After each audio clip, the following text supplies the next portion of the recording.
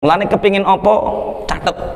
Mulane di pelajaran KPB itu ada namanya blueprint, diajari cara membuat blueprint. Nah itu sebagai bentuk literasi kita, afirmasi kita, doa kita. Pertanyaannya sakniki sampean wis nempel ke gambar nom. Jangan-jangan masuk ruang tamu sudah ada gambar kalender BMT. Ruang tamu masuk sudah ada kalender BNI BRI. Itu sama halnya ketika masuk rumah plek ada kalender BMT BRI BNI, otak ini sudah terinstal. Kapan lunas, kapan utang maneh. Diganti kalendernya diganti. Himmatur rijal tuhdimul jibal. Cita-cita kuat seseorang bisa merobohkan gunung. Padahal dari Imam Ghazali, Anda tahu siapa yang menghancurkan agama, Anda tahu siapa yang menghancurkan bangsa ini, yaitu orang-orang yang menjadikan pendidikan sebagai lahan industri. Bahkan sekarang ini pangapunten saking ta'assub fanatik yang berlebihan, nolong orang saja ditakoi, Pak. Ono wong kecelakaan berat ditakoi, Pak, cepet Pak, tolong saya Pak. Kamu Islam apa Kristen? Islam Pak, saya Islam Pak. Cepet tolong Pak. Sebentar, NU apa Muhammadiyah? Astagfirullah. NU Pak, saya itu NU. PKB apa P3? Ini salah kecet-kecet Pak. Masa nulungi wong saya kita asup Pak. Astagfirullahaladzim. Bismillahi ma sya'allah la yasukul khaira illallah. Bismillahi ma sya'allah la yasrifus su'a illallah. Bismillahi ma sya'allah ma kana min ni'matin fa min Allah. Bismillahi ma sya'allah la hawla wa la quwwata illa billah. Alhamdulillahi wa kafa. Wassalatu wassalamu ala sayyidina Muhammadinil Mustafa wa ala alihi wa ashabihi alladzina hum ahlut tuqa wan naqwa wan najah, amma ba'du. Yang kami takzimkan segenap jajaran staf pengasuh Pondok Pesantren Salaf Khosinatul Abrar, Ustaz Haji Nur Kholik, Ustaz Haji Ukit Subowo, jajaran kepengurusan founder SBC Mas Ridwan Abadi, Presiden Kang Aldi, dan semua tim yang terlibat dalam sukses berkah community, teman-teman sahabat-sahabat OYC 6, nggih, OYC 6 nggih. Sebanyak 113. Semoga dari 113 ini akan melahirkan muharrik-muharrik, penggerak-penggerak perjuangan, penggerak peradaban. Tidak hanya dapat ilmu langsung ditinggal pergi, dapat ilmu ditinggal pulang, tapi mboten gadah tinggalan nopo-nopo. Pengalaman-pengalaman yang kemarin mulai OIC 5 mengisor sampai 1 sampai 5, dari ratusan orang yang lulus, ternyata yang menjadi muharrik penggerak hanya 1 sampai 5. Semoga OIC 6 ini berbeda, Allahumma amin. Semoga saja. Pagi ini kita akan membahas tentang 6 akobah sukses. Akobah itu apa? Akobah itu jalan terjal untuk mencapai sesuatu yang diinginkan. Itu akobah. Jadi untuk sukses diperlukan 6 tahapan atau 6 akobah. Tolong yang pagi ini masih pegang HP, tolong HP ini diletakkan. Di pesantren itu nggak punya adab ketika ada seorang kiai berbicara masih dolanan HP. Kalau Anda santri saya tak usir Mas. Kalau Anda ngaji sama kiai lain monggo seperti itu. Tapi kalau di sini sekali sama saya, ya muwajahah. Al-adab fauqal ilmi. Adab itu di atasnya ilmu. Kadang orang harus beradab itu sama Allah diuji dulu. Mulane kok ana wong bangkrut iku mungkin ora perkara pintere tapi perkara kelakuane. Kakean pola, di antara pola ya ngono ki wayah ngaji ya dolanan HP ngono ki termasuk pola, iku pola sing ringan. Yo, dan terus nek dolanan HP tak jamin bangkrut. Bangkrut dosane, Allahumma amin. Pun sedikit intermezzo Kang Aldi, soalnya ndelok perainan-perainan model ngene iki biasane kelakuane sing ra tepak. nggih kelakuane sok sugih sok pinter sok apa-apa dadi ana kiai wis ngene asik. Kita ini sebenarnya bukan siapa-siapa di depan orang lain. Maka ketika kita punya rasa tawadhu, ketika punya rasa rendah hati, maka disitulah Allah akan mengangkat derajat kita. Kadang kita merasa lebih baik dari orang lain, tapi ternyata adab kita pangapunten. Makanya saya tidak berbicara apa yang Anda ingin dengar, tapi saya berbicara apa yang harus Anda dengar. Dan pelajaran pertama, kalau ada orang ngomong, letakkan HP-nya. Kata langsung tegang ya, kata langsung. Pun Allahumma sholli ala Muhammad. 6 akobah sukses. Yang pertama adalah dalam sukses diperlukan al-himmah al-qawiyah, cita-cita yang kuat. Ada satu kaidah maqala himmatur rijal tuhdimul jibal. Cita-cita yang kuat bisa merobohkan gunung. Bapak Ibu, 5 tahun yang akan datang, 10 tahun yang akan datang, kita akan jadi apa, kita akan seperti apa, itu tergantung himmah kita hari ini. Cita-cita yang kuat bisa merobohkan gunung. Orang bisa bertahan hidup 40 hari kalau dia tidak makan. Orang bisa bertahan hidup 7 hari kalau dia tidak minum. Tapi manusia tidak akan pernah bisa hidup 1 detik pun kalau dia tidak punya cita-cita dan harapan. Makanya sampean sampai saiki cek urip iku bukti nek sampean cek duwe cita-cita. Mbah kepengin nglunasi utange, mbah kepengin ngepolno kreditane. Iku tanda nek kita masih punya cita-cita dan harapan. Lah niki soal iktirad antara panitia satu dengan yang lain. Mas Nur Salim tadi matur, waktu sepenuhnya kami serahkan. Tapi Mas Rizwan muni, Pak Yai dibatasi sampai jam sekian. Ki piye wong loro kok ora padha. Ini yang munafik yang mana ya? Sing siji waktu sepenuhnya, sing siji dibatasi. Mulane cepet-cepetan nggak apa-apa. Sing penting pulang dapat. Himmatur rijal tuhdimul jibal. Cita-cita kuat seseorang bisa merobohkan gunung. Cita-cita itu ada 2. Yang pertama adalah himmatul ulya. Al-himmah itu ada 2. Yang pertama adalah himmatul ulya. Cita-cita tinggi, cita-cita akhirat. Kita bisa beribadah, kita bisa masuk surga, kita bisa banyak punya amal soleh, itu himmatul ulya. Kemudian ada himmatus sufla, cita-cita rendahan, cita-cita duniawi, pingin duit mobil, pingin sugih, duit akeh, tabungan akeh, aset akeh, itu himmatus sufla, cita-cita rendahan. Kita bahas yang pertama, himmatul ulya, cita-cita tinggi. Kita bisa beribadah itu karena didahului oleh sawabikul himam. Satu kisah di Surabaya, ini kisah nyata, saya cuplik dari artikel Arisalah. Di Surabaya itu ada seorang ibu namanya Ibu Muslimah, Ibu Sri, Ibu Muslimah. Beliau seorang pemulung, pekerjaannya ambil kertas, ambil plastik, kemudian dijual. Hasil tiap harinya rata-rata 25.000, 20 sampai 25.000. Tapi Ibu Muslimah ini kepingin seumur hidupnya walaupun 1 kali dia harus bisa berkorban, membeli kambing untuk dikorbankan.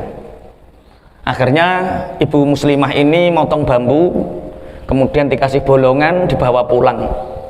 Tonggo kiwa keteng padha muni, Ibu Muslimah lah itu kok bambu buat apa? Buat celengan lek. Celengan untuk apa? Aku kepingin beli kambing untuk kurban. Masa masih aku wong melarat, masih aku wong miskin, seumur hidup walaupun sekali saja saya harus bisa beribadah kurban. Lah, pingin beli kambing itu nabungnya berapa, Yu Muslimah? Berapa kalau dapat uang 25.000 ya tak tabungkan 2.000, kalau dapat uang 20.000, 15.000 ya tak tabungkan 1.000. Tetangga kanan kiri ngomongnya, "Yu, wong duit 2.000, kapan bisa beli kambingnya?" Ternyata beliau istiqomah, mulazamah. Selama 2 tahun celengan bambu ini dibelah. Dihitung dapat uang 1.750.000. Dibuatkan beli kambing, alhamdulillah sudah sah walaupun tidak terlalu besar. Tetangga kanan kirinya yang ngomong, kapan bisa beli kambingnya? Wong nyelengi muk 2.000, sampai hari ini belum bisa beli kambing. Himmatur rijal tuhdimul jibal. Cita-cita kuat seseorang bisa merobohkan gunung. Tahun 2012 ada anak istimewa, 3 anak istimewa datang ke pondok sini, masih di pondok putri sana, masih 1 kilo dari sini. Ini baru 2 tahun. Mas Joko sama Kang Aldi, Coach Ridwan kesini itu dulu masih hamparan sawah sebatas mata memandang. Ini nanti jenengan kalau pagi setengah 7 menghadap ke sana, masya Allah indah Pak. Sebatas mata memandang ke sana indah sekali. Jenengan nikmati, semakin Anda jauh memandang semakin cepat lunas hutangnya. Nggih insyaallah. Sing guyu banter ya kuwi sing pengin duwe utang. Sing duwe utang ya kuwi wonge. Pangapunten. Ada santri 3 tahun 2012 itu istimewa. Istimewanya karena dia diberi keistimewaan oleh Allah, tidak melihat dunia ini. Tunanetra dari kecil. Tak tanya mau apa Kang? Mondok Pak Kiai. Lah terus mondok kita ajari apa? Kita ingin ngapalne Quran Pak Kiai. Lah terus kalau ingin ngapalne Quran, cita-citamu apa kalau sudah hafid Quran? Pak Kiai, saya ingin membahagiakan kedua orang tua saya. Saya itu kerja mungkin juga nggak bisa. Seandainya pun dipaksakan kerja pijet misalkan, ikut kursus pijet, itu pun belum tentu bisa membahagiakan orang tua. Saya ingin menghafalkan Quran Pak Kiai, saya ingin menagih janjinya Rasulullah, barang siapa yang hafal Quran nanti di surga anaknya akan memberikan mahkota kehormatan kepada kedua orang tuanya. Saya ingin seperti itu Pak Kiai. Alhamdulillah tiap hari 3 anak ini nabung sama saya 4-10 ayat, kadang sampai 12 ayat tiap hari. 4 tahun alhamdulillah selesai hafalannya, 2 anak yang selesai, yang 1 belum selesai. Yang 2 anak ini selesai alhamdulillah, yang 1 dapat beasiswa di Bait Quran di Tangerang, langsung dibimbing oleh Dr. Quraisy Shihab sama Dr. Ahsin Sakok Muhammad. Kemudian setelah dari sana beliau sampai hari ini masih ngasuh salah satu pondok pesantren namanya Sam'an. Sam'an itu pondok pendengaran. Jadi kenapa dinamakan pondok Sam'an? Karena 40 santrinya itu tunanetra semua. Kiainya yang alumni sini itu juga tunanetra.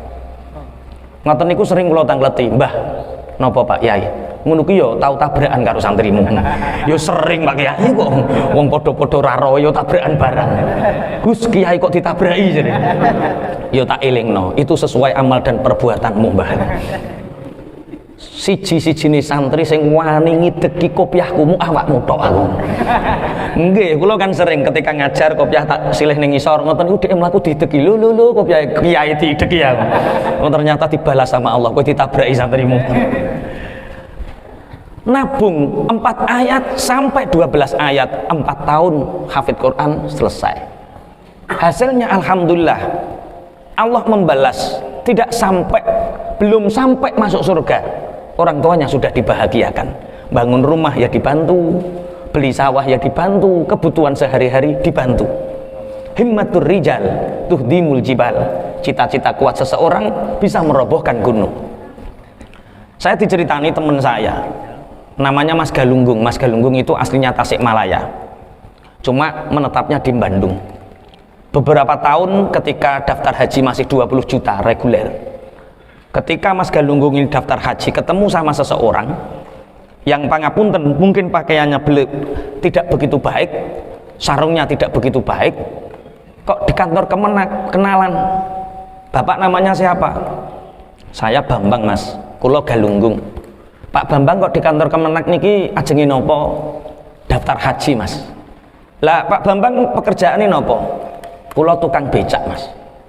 "Bagaimana seorang tukang becak saged daftar haji?" Terus ya Mas Galunggung, "Mas, saya ini kangen Ka'bah 14 tahun. Saya rindu Ka'bah, ingin menyempurnakan agama saya itu 14 tahun. Saya nabung Mas tiap hari. Kalau saya narik becak 50.000, saya tabungkan 10.000. Kalau saya dapat 30.000, saya tabungkan 5.000. 14 tahun Mas. Alhamdulillah setelah 14 tahun tabungan ini tak hitung dapat 20 juta. Alhamdulillah sudah siap bisa daftar haji. Tapi ngeten niki nggih mboten ngertos Mas, pelunasannya nanti pakai apa saya juga nggak ngerti. Apa kata Mas Galunggung saat itu? Pak Bambang telah menginspirasi saya. Pun Pak Bambang mboten usah khawatir, pelunasannya semua saya tanggung jawab. Hari ini tak lunasi. Himmatur rijal tuhdimul jibal. Cita-cita kuat seseorang bisa merobohkan gunung. Lah pertanyaane sakniki jenengan pun nabung nopo? Kok bar-bar piye? Wong takoki nabung nopo kok bar? Ini cita-cita akhirat. Cita-cita akhirat ini harus kita upayakan. Dengan sekuat tenaga kita, kurban setiap tahun, sedekah setiap bulan, infak setiap hari, zakat setiap tahun, ini harus dengan upaya yang kuat. Tanpa upaya kuat kita tidak bisa melakukan ibadah-ibadah yang tujuannya akhirat. Ini akhirat. Yang kedua ada himmatus sufla. Cita-cita rendahan, ingin kaya, ingin punya mobil mewah, ingin punya rumah megah. Itu harus diupayakan dengan cita-cita. Bagaimana mungkin dengan dicatat, diafirmasikan, didoakan. Saya tak cerita, saya punya teman di Surabaya. Beliau punya salah satu perusahaan alat-alat lunak komputer. Tak tanya, omsetnya satu bulan berapa mas? 8 miliar Pak Kiai. 8 miliar. Usianya baru 31 tahun. Omsetnya 8 miliar. Tak tanya mas, sampai usianya 31 tahun, omsetnya 8 miliar, anak masih 1, istri juga baru 1. Coron jenengan omsetnya 8 miliar, istrinya berapa? Modele iki modelnya terus husnul yakin ngono modelnya, ora husnudzon, husnul yakin nih misalnya. Nah terus itu gimana mas cara meraihnya? Begini Pak Kiai, saya itu nggak sengaja ketika kelas 2 sanawiyah, nggak sengaja itu kemarin buka-buka buku itu menemukan satu buku catatan harian saya ketika saya kelas 2 sanawiyah. Buku apa namanya itu? Diare itu mencret Pak kok ngomong kok hati-hati kita kok ada cilik-cilik diare kok ora mencret ah. Ya wis pokoknya buku harian lah. Itu tak catat, saya lulus sanawiyah akan mondok di Malang sambil sekolah aliyah, lulus aliyah saya akan kuliah di UIN sambil mondok. Kemudian setelah itu saya akan merintis usaha sesuai apa yang saya inginkan, yaitu alat-alat lunak komputer. Lalu saya akan menikah. Ternyata Pak Kiai, 75% apa yang saya catat itu dikabulkan oleh Allah. Apakah ada kaitannya hukum syariat? Ataukah ini hanya sekedar hukum alam, bahwa apa yang dicatat itu ternyata mudah diwujudkan oleh Allah? Tak jawab mas, beberapa ayat dalam Al-Quran itu menyinggung tentang literasi, menyinggung tentang catatan. Ada satu ayat, nun wal qalami wama yasturun. Ada ayat wal yaktub bainakum katibum bil adl. Ternyata catatan atau literasi itu difirmankan oleh Allah dan dianggap sangat penting. Bahkan wal yaktub itu pakai fi'il amar, sudah pakai wawu istiqnafiyah, sudah pakai lam taukid, amar lagi. Apa kuwi? Tak jamin gak paham sampean. Wis pokoknya nurut ngono wae. Soalnya sekarang banyak orang gak ngerti tapi sok-sok ngerti ngono tadi. Ijtihad bagi orang awam, ijtihad hukum syariat bagi orang awam itu seperti orang yang sudah 60 tahun ingin jadi dokter, belajar ilmu kedokteran. Boleh berhasil kemungkinan tapi kecil. Lah timbang swidak tahun ijtihad iki piye wis tiru wae penak kok. Wal yaktub bainakum katibum bil adl. Tulisan itu memang penting. Sehingga dulu Nabi Sulaiman punya tinggalan namanya tembok ratapan. Di Palestina itu ada tembok ratapan. Nanti kalau nggak percaya, sampean ngumpul ke duit, bayar sama Ustadz Nur Kholik, sekali-kali jalan-jalan ke Aqsa. Ojo kok ning Bromo, ning Borobudur tok. Sekali-kali ke Aqsa. Di sana akan mendapatkan sesuatu yang lebih. Di sana ada tembok ratapan. Orang-orang Yahudi kalau ingin doanya mustajab, itu nulis sesuatu di tembok ratapan, badoke ditempelke, berdoa di sana mustajab. Lah sekarang kita ini punya tembok ratapan modern. Kita punya tembok ratapan gaya baru. Apa? Status WA, status Facebook. Iku sing mbok catet nang ngono kuwi mempengaruhi kehidupan kita ke depan. Kok ana wong senengane pangapunten nyatet barang-barang sing ora tepak. Ibu-ibu kadang-kadang nyatete cocote tangga bujat kabeh. Kok ana wong ndang nyatete model ngoten niku 5 tahun, 10 tahun uripe ya ruwet tok, Pak. Ngurusi tangga. mundak kuru terus mengi watuk terus mati ngoten model. Nggih. Enggak, ini tentang cita-cita, tentang himmatus sufla, cita-cita rendahan. Mulane kepingin apa? Catet. Mulane di pelajaran KPB itu ada namanya blueprint, diajari cara membuat blueprint. Nah, itu sebagai bentuk literasi kita, afirmasi kita, doa kita. Dan itu pernah saya praktekkan tahun 2007. Kenapa 2007? Karena 2007 saya pulang dari pesantren. Jumadil akhir saya pulang. 2 minggu sebelum 1 Rajab saya menikah. Saya menikah tahun 2007 itu tidak seperti layaknya orang lain. Kalau Kang Aldi, Mas Joko kan nikah karena cinta. Nikah tanpa cinta, pernikahan tanpa cinta itu pasti akan terasa hampa. Kalau saya tidak, nikah itu saya karena kasihan, Pak. Saya nikah itu karena kasihan. Jadi tahun 2007 itu saya ngajar di Pondok Putri. Pondok pesantren maksudnya, Pondok Putri. Saya ngajar mulazamah, istiqomah, ngajar 1 hari 3 kali. Salah satu santri putri itu ada yang rumahnya Ponorogo. Santri putri ini cantik, gemati, nurut, qanaah, perawan untuk otomatis. Niku malam itu bermimpi. Mimpi ini seakan-akan nyata. Santri putri ini dikasih sama Mbah Yai jubah warnanya hijau, disuruh ngasihkan saya.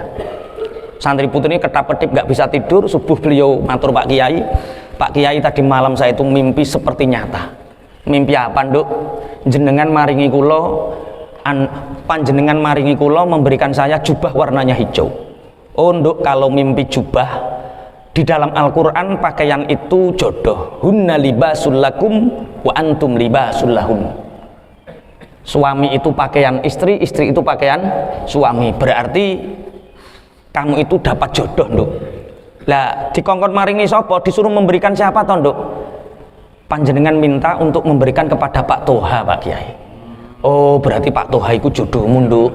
Sudah liburan ini ndang ke Bojonegoro, matur opo enenge, cerita apa adanya, ndang jaluk dilamar. Akhirnya santri putih Ponorogo ini datang ke Bojonegoro. Pak, saya itu bermimpi seperti ini, Pak. Kata Mbah Yai, jenengan iku jodoh kula, tolong Pak, kula segera dilamar, tolong Pak segera dilamar. Lah ono santri putri ayu nurut gemati konaan jaluk dilamar, kan aku kasihan seandainya gak tak lamar, Pak. Jadi akhirnya ya tak lamar. Nah, ini tentang himmahnya. Qabil tu nikah wa taswija bil mahril mazkur. Setelah pernikahan ini malam pertama, Mas. Ini malam pertama. Ada yang belum menikah, ada yang belum menikah. Ada. Miskinun. Orang yang belum menikah itu derajatnya miskin, walaupun miskinun. Dari sini nanti langsung ngelamar. Amin. Malam pertama buka pintu kamar. Ini masih 7:30. Ijab kabul saya 7:30, ngobrol-ngobrol sama teman-teman tak obrai, ndang mulih. Iki enggak gutok, mulih. Pas masuk kamar, istri saya itu kaget. Di kamar itu tak tempel 3 gambar, 1 Ka'bah, 2 mobil, 3 rumah. Istri tanya, Mas, panggilnya masih Mas, masih pengantin baru, Bang. Sekarang punya anak 3 yo Abi. Dulu masih Mas. Mas, iya Dik, ini maksudnya apa, Mas? Ini cita-cita kita, Dik. Ini impian kita, ini doa kita.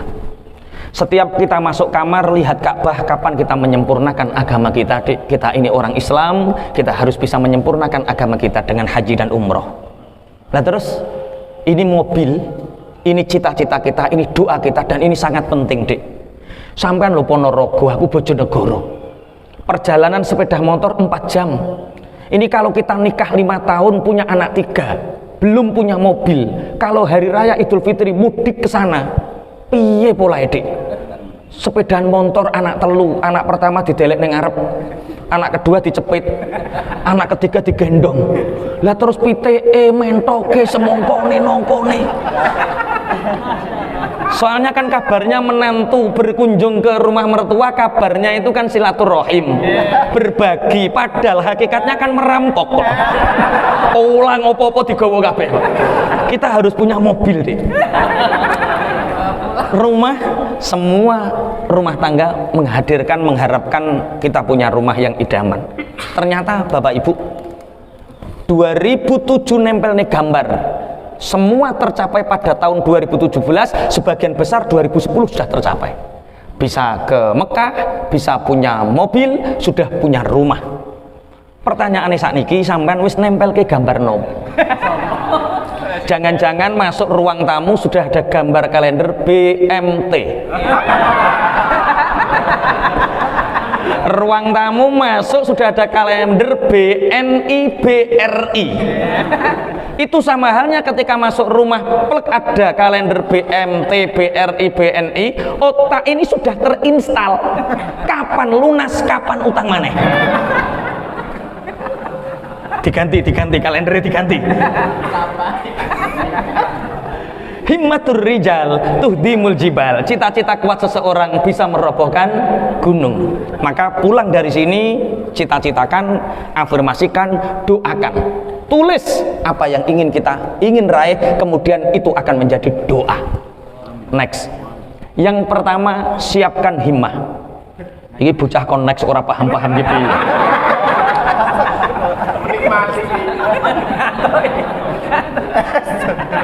Santri itu kuliner riyadhah. Pagi langsung ngaji sampai terbitnya matahari biar jadi wali. Iki isu-isu dikai gedhok. Kadang hal yang sepele seperti gedhok itu melenakan dan melupakan tanggung jawab, apalagi yang lain. Yo nek santri dilenakan oleh gedhok. Nek bayi Mas Nur Salim niki dilenakan oleh rondo sak itu. Mana kadang yang remeh itu yang melenakan kita. Next, yang kedua, untuk kita meraih sukses, yang pertama siapkan himmah, yang kedua ilmu. Man aradad dunya fa'alaihi bil ilmi. Orang yang ingin menggenggam dunia, dia harus punya ilmu.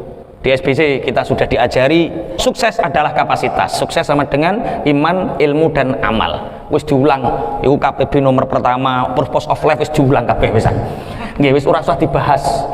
Man arada dunya fa'alaihi bil ilmi. Orang yang ingin menggenggam dunia dia harus punya ilmu. Namanya ilmu duniawi.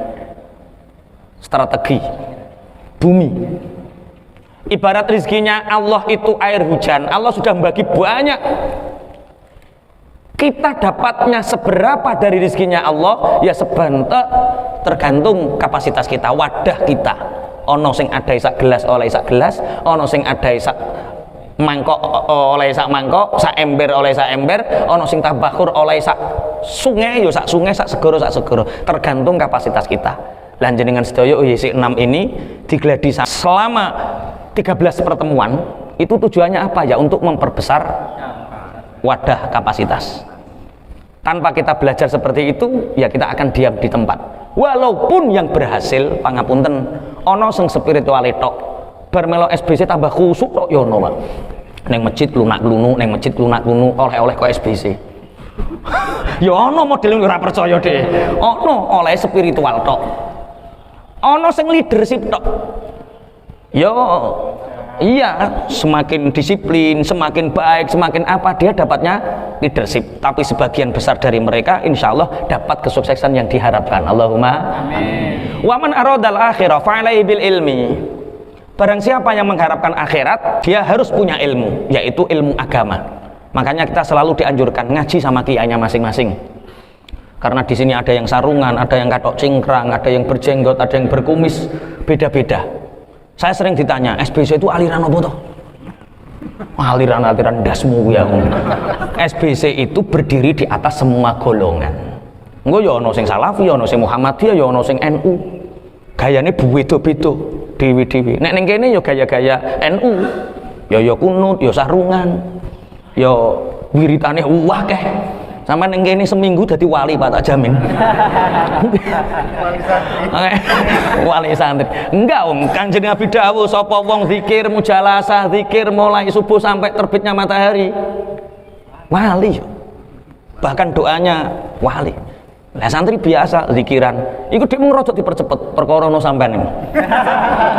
Rada ganggu sampean asline. Cuma piye neh, ganggune dulur iku tetep diterima. Nggih, ganggune dulur itu tetep diterima. Ini aja sampean enggak tahu lah itu lho ganggu cacah ngaji. Sing jemerintil, biasanya kan di sini, pojok, tengah, kemudian sana ada. Karena ini overload. Overload satu-satunya pondok salaf yang mungkin inden sebelum masuk ya pondok sini. Ora bingung golek murid mulai dari Biak Papua sampai Batam sampai Medan ono kabeh Pak. Kondi carane wallahu a'lam. Ya mempelajari ilmu scale up kaya sampean ngono kuwi. Nah, iya. Ya ora cah ora tuh jurus banjir order.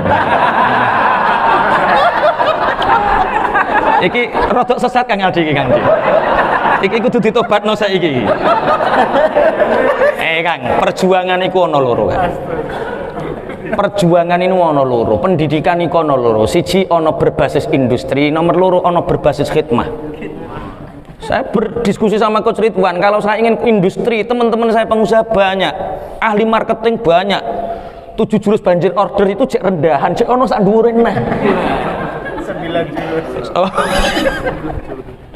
Pangapunten.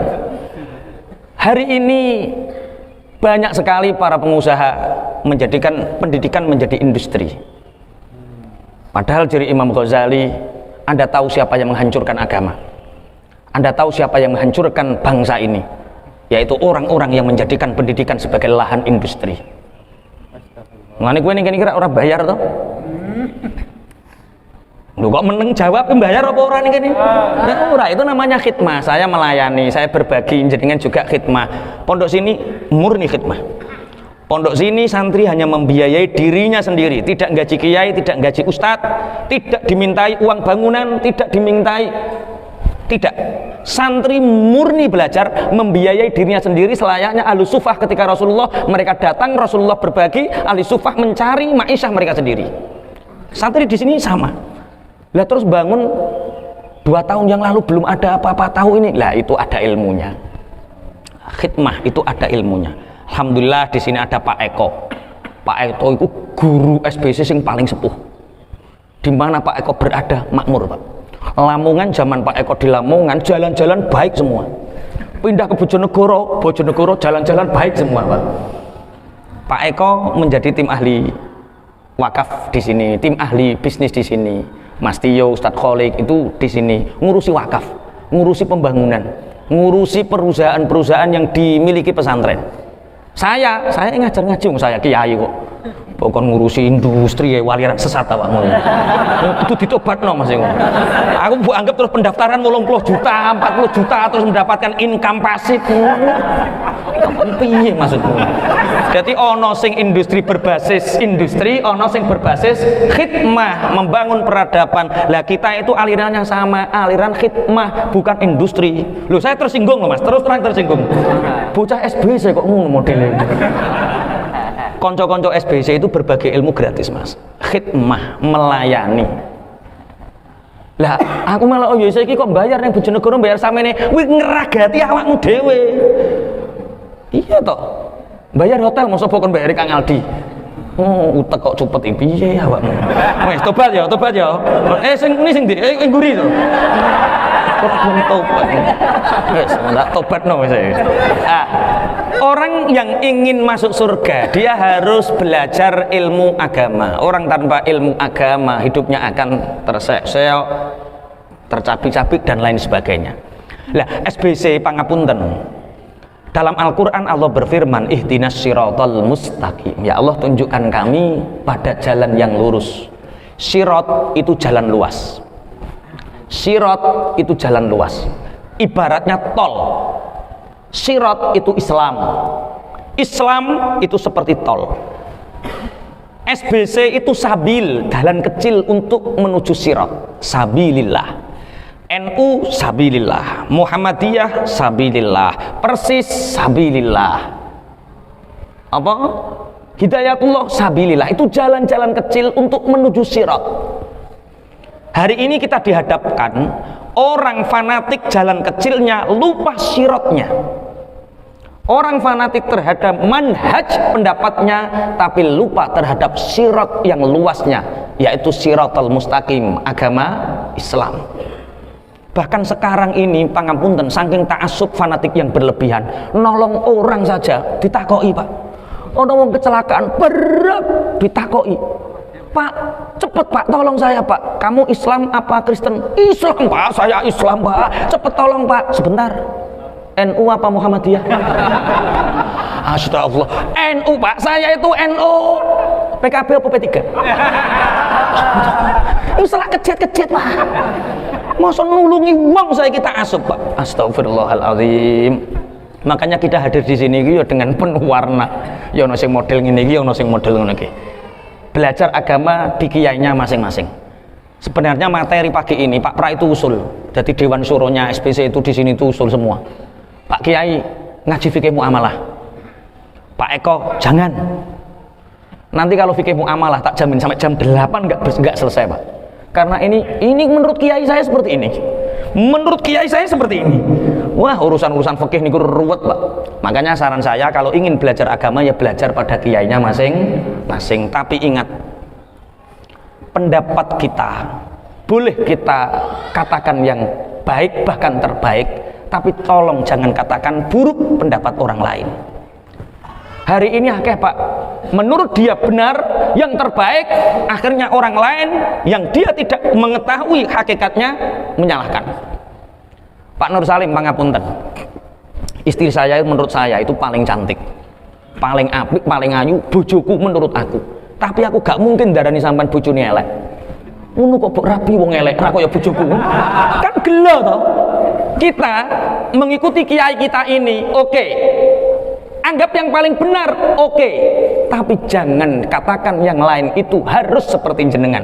Bojoku yo ayu, tapi aku gak ngarah darani bojomu elek, gelakno wong. Indonesia hari ini seperti itu Pak. Banyak orang yang menganggap istrinya cantik, tapi ndudingi wong-wong ini ya bojone elek. Pun Allahumma sholli ala Muhammad. Pun tentang ilmu jenengan pun paham, sukses sama dengan iman kali ilmu kali amal.